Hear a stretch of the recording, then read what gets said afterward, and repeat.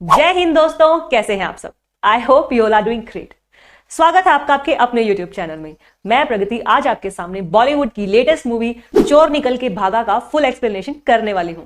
इस मूवी में crime, drama, thriller सब है। इस मूवी को एंड तक जरूर देखना। तो चलिए शुरू करते हैं।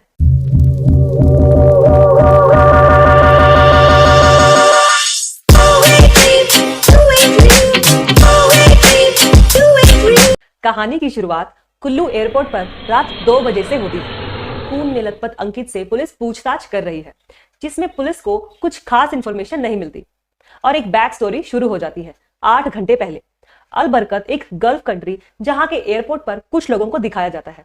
ऑलमोस्ट ये 6 लोग होते हैं जो अलग अलग जगह से इस एयरपोर्ट पर आते हैं और उसी तरह ये प्लेन अलबरकत से न्यू दिल्ली जा रहा होता है। इसी फ्लाइट की एक एयर होस्टेस होती है नेहा। अब नेहा की दोस्त उससे पूछती है कि तुम उदास क्यों हो, फिर से अंकित से झगड़ा हुआ क्या। और इतने में नेहा अपनी पास्ट को याद करने लगती है। 8 महीने पहले यही सेम फ्लाइट जिसमें अंकित और नेहा की मुलाकात हुई। धीरे धीरे इन दोनों की मुलाकातें बढ़ने लगी and they both fail in love with each other और इसी तरह इनका रिलेशनशिप चलने लगता है। खैर, प्रेजेंट डे में गफ्फार नाम का एक बूढ़ा आदमी एयर होस्टेस से बहुत गर्म पानी मांगता है। शायद उसे कोई हेल्थ इश्यू है और बीच बीच में नेहा दूसरे पैसेंजर्स को भी सर्व करती रहती है।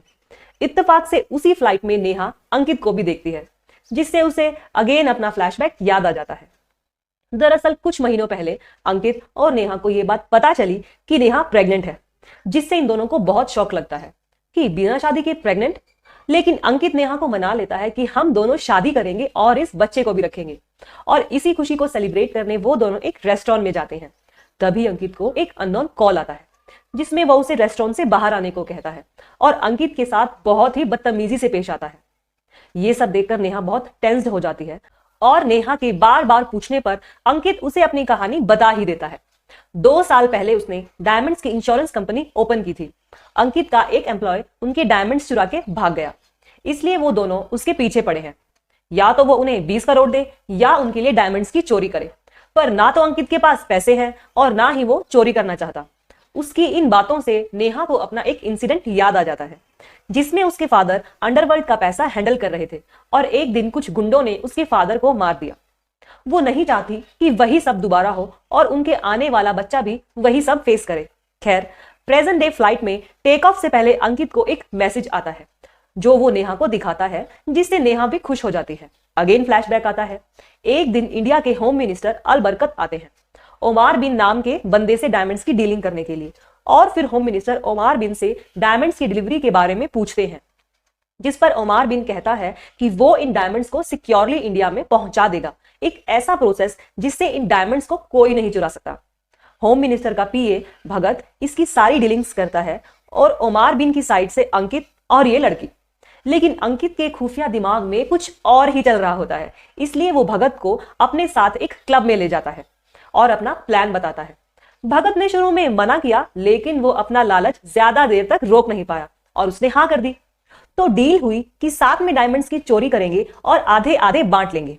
खैर, प्रेजेंट डे पर नेहा अंकित के पास जाकर कहती है कि तुम्हारा कोरियर मैन इस फ्लाइट में मौजूद नहीं है। ये सुनकर अंकित के तो होश उड़ जाते हैं, क्योंकि ओमार बिन ने जिस बंदे को डायमंड्स देकर भेजा होता है, नेहा उसे पहचान नहीं पाती। तो अंकित कंफर्म करने के लिए अपने बॉस को कॉल करता है और जवाब में वो कहता है कि उसका कोरियर मैन भी उसी फ्लाइट में मौजूद है। अब कोरियर मैन कौन है, ये कैसे पता लगाया जाए। इस पर अंकित नेहा को बोलता है कोरियर मैन फ्लाइट में ना तो कुछ खाएगा ना पिएगा। और इसी तरह नेहा जब सभी पैसेंजर्स को रिफ्रेशमेंट सर्व करती है, तब एक पैसेंजर ऐसा मिलता है जो कुछ भी इंटेक नहीं करता और तभी दोनों को पता चल जाता है कि यही कोरियर मैन है। इससे पहले कि वो दोनों कुछ प्लान करते, 3 हाईजैकर्स प्लेन को हाईजैक कर लेते हैं और फ्लाइट मार्शल की गन भी छीन लेते हैं। इतने में एक आदमी हाईजैकर से उनकी गन छीनने की कोशिश करता है, लेकिन वो नाकामयाब हो जाता है और वो सब उसे बहुत मारते हैं। सभी पैसेंजर्स के फोन जमा करके उन्हें इकोनॉमी क्लास में शिफ्ट कर देते हैं। अब हाईजैकर्स कैप्टन से अपनी डिमांड रखते हैं कि आदिल मीर को जल्द से जल्द रिहा करें, नहीं तो वो सभी पैसेंजर्स को मार देंगे। और साथ ही प्लेन को कुल्लू लैंड करवाने की डिमांड भी करते हैं, क्योंकि आदिल मीर मनाली जेल में बंद है। खबर मिलते ही होम मिनिस्टर भगत को कुल्लू भेज देता है। अब नेहा एक छोटे बच्चे को रोते देख अपने पास्ट को याद करती है, जब वो दोनों हॉस्पिटल से चेकअप करवा के वापस जा रहे होते हैं, तब वो दो बंदे वहां भी उनका पीछा करते हैं। उनसे बचकर वो अपनी गाड़ी की ओर भागते हैं। तब नेहा किसी को कॉल करती है और इतने में वो अंकित और नेहा पर अटैक कर देते हैं, जिसमें वो अपना होने वाला बच्चा खो देते हैं। और इसी इंसिडेंट के बाद वो दोनों डिसाइड करते हैं कि वो डायमंड्स की चोरी करेंगे। प्रेजेंट डे में अंकित बार बार बहाने करके बिजनेस क्लास में कोरियर मैन के बैग से डायमंड्स निकालने की कोशिश करता है और हर बार हाईजैकर्स उसे पकड़ लेते हैं और मारते भी हैं। पर इस बार वो डायमंड्स निकाल लेता है और हाईजैकर उसे डायमंड्स के साथ देख लेता है और फिर दोनों में लड़ाई हो जाती है, जिसमें अंकित से उस हाईजैकर पर गोली चल जाती है। आवाज सुनकर बाकी के हाईजैकर्स भी उधर आते हैं और फ्लाइट मार्शल मौका देखकर गन उठा लेता है और सभी हाईजैकर्स को भीषुम भीषुम कर देता है। Hijack was over now. Plane भी लैंड हो जाता है। सब बाहर निकलने वाले होते हैं कि तभी फ्लाइट मार्शल टॉयलेट का गेट ओपन करता है तो देखता है कि अंकित के ऊपर बॉम्ब प्लांट किया है। सभी पैसेंजर्स को फ्लाइट से उतार दिया जाता है और बॉम्ब स्क्वाड को बुला लिया जाता है। लास्ट में नेहा देखती है कि एक पैसेंजर अपनी सीट पर घोड़े बेचकर सो रहा था। थप्पड़ मार मार के वो उसे जगाती है। एक्चुअल में ये सीन बहुत फनी लगता है, लिटरली। और दूसरी तरफ पता चलता है कि बॉम्ब नकली है और बैकग्राउंड में तब ये म्यूजिक चलता है। बम चिक चिक बम चिक बम बम बम चिक चिक बम। और अंकित भी फ्लाइट से उतर जाता है। जैसे ही वो फ्लाइट से उतरता है, उसके पास भगत का कॉल आता है और वो पूछता है, तू अभी तक कहाँ है? फिर अंकित एयरपोर्ट में एंटर करता है और भगत को फोन हैंडओवर कर देता है। तभी शेख को मैसेज मिलता है कि फ्लाइट में कोई बॉडी नहीं है। यहां इस मूवी का सबसे बड़ा ट्विस्ट देखने को मिलता है। अब शेख ये ढूंढने में लग जाता है कि आखिर बॉडीज गई तो गई कहां, और एयरपोर्ट के सभी एंट्री एग्जिट बंद करवा देता है और फ्लाइट मार्शल को ढूंढने में लग जाता है जिसने हाईजैकर्स को गोली मारी थी। तभी फ्लाइट कैप्टन बोलता है कि उसका नाम भानु यादव है और आप ये सुनकर शॉक हो जाएंगे कि भानु यादव वही आदमी है जिसे नेहा ने थप्पड़ मार मार के उठाया था। भानु को पता ही नहीं होता कि उनका प्लेन हाईजैक भी हुआ था और वो पुलिस को बताता है कि उसने किसी को नहीं मारा।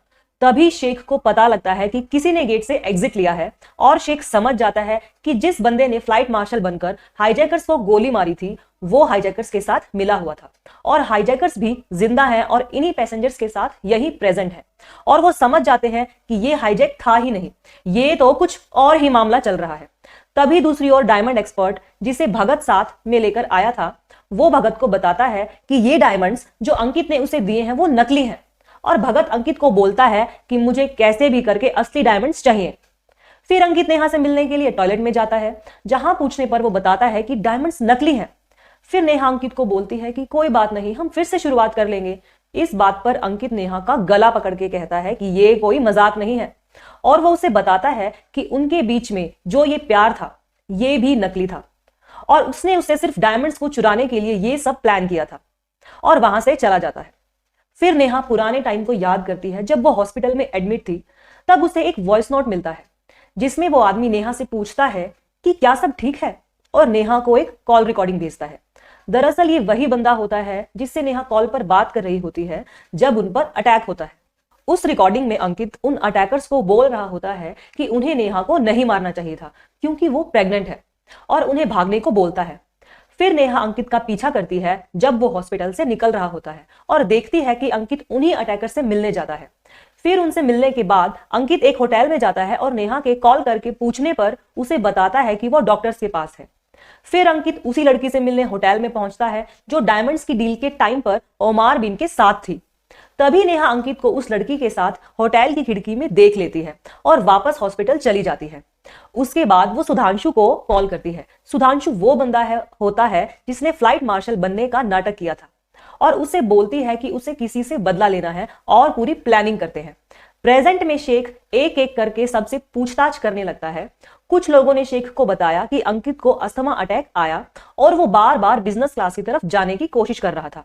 अब शेख अंकित को बुलाता है और उससे पूछता है कि वो प्लेन में क्या ढूंढ रहा था और क्यों वो बार बार गैली में जाकर एयर होस्टेस से मिल रहा था। इस पर अंकित बोलता है कि उसका कुछ मील का इशू था। अब शेख जीनू वर्गीस को बुलाता है तो जीनू शेख को हाईजैकर्स का वीडियो दिखाता है जिसमें वो बोलते हैं कि मोबिन उल अंसर कश्मीर को आजाद करवाएगा इंशाअल्लाह। अब भगत मंत्री जी को बताता है कि डायमंड्स नकली हैं और फिर मंत्री जी को कॉल आता है कि हाईजैक फेक था। फिर मंत्री भगत को बोलता है कि ये हाईजैक नकली था और उनके डायमंड्स चुरा लिए हैं और वापस बुला लेता है। फिर नेहा मंत्री को कॉल करती है और बोलती है कि उसके डायमंड्स की खबर मीडिया तक भेज देगी और उसे एक मैसेज भेजती है।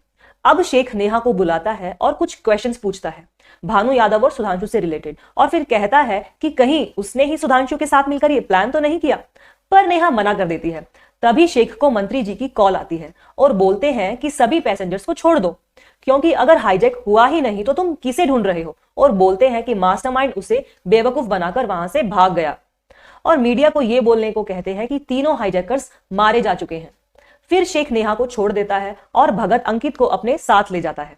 नेहा अपनी टीम और बाकी पैसेंजर्स के साथ बस में घर जाने के लिए बैठ जाती है। इस पूरे प्लान में जीनू, निकी और अब्बास हाईजैकर बने होते हैं। नेहा असली फ्लाइट मार्शल की ड्रिंक में कुछ मिलाकर उसे बेहोश कर देती है। गफ्फार प्लेन में गर्म पानी में कुछ मिक्स करके नकली गन्स बनाता है, क्योंकि असली गन्स प्लेन में ले जाना मुश्किल है। और पैसेंजर्स को डराने के लिए इनका ही एक बंदा हाईजैकर्स से फाइट करता है और फिर हाईजैकर्स उसे मारते हैं। फिर वो सुधांशु से उसकी गन ले लेते हैं, जिसने हाईजैक होने से पहले उसने असली फ्लाइट मार्शल से चुरा लिया होता है और उसमें डमी बुलेट्स डाल दी थी, जिससे लास्ट में उन हाईजैकर्स को गोली मारी थी। उसके बाद सुधांशु डायमंड्स वाला फोन एक्सचेंज कर देता है। वो लोग प्लेन को कुल्लू इसलिए लेकर गए थे क्योंकि वो एक छोटा एयरपोर्ट है और इतने सारे पैसेंजर्स हैंडल नहीं हो पाएंगे, जिसकी मदद से सुधांशु को निकलने में आसानी होगी। और उन्होंने नकली बॉम्ब इसलिए प्लांट किया ताकि हाईजैकर्स का रोल करने वालों को थोड़ा टाइम मिल जाए और वो तीनों पैसेंजर्स बनकर पब्लिक के साथ बाहर निकल जाएं। अब मंत्री जी ने भगत और अंकित की खूब खातिरदारी की और अंकित से पूछा कि उसके पास वो कोड कैसे आया जो डायमंड्स के सेफ का था, जो कि मंत्री जी को नेहा ने अंकित की फोन की पिक मंत्री जी को भेजी थी। अब अंकित समझ गया कि ये सब नेहा ने किया है। नेहा अब अंकित को मिलने हॉस्पिटल जाती है और उसे बताती है कि तू मेरे साथ नहीं बल्कि मैं तेरे साथ खेल रही थी।